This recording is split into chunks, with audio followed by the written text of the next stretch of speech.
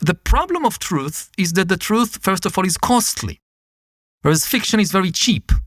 If you want to write a truthful history book about the Roman Empire, for instance, you need to invest a lot of energy, time, money. You need to study Latin. You probably need to study Greek, ancient Greek.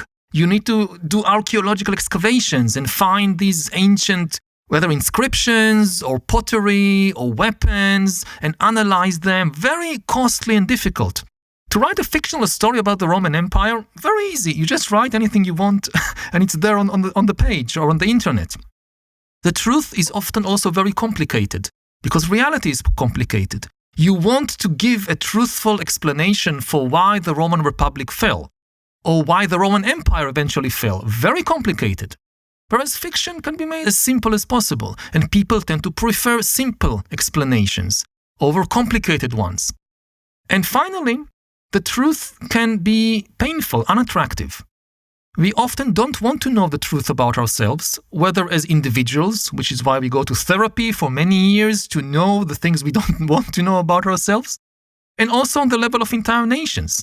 Each nation has its own dark episodes, its own skeletons or cemeteries in the closet that people don't want to know about.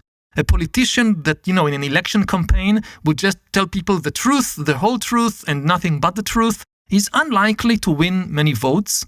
So in this competition between the truth, which is costly and complicated and sometimes painful, and fiction, which is cheap and simple and you can make it very attractive, fiction tends to win.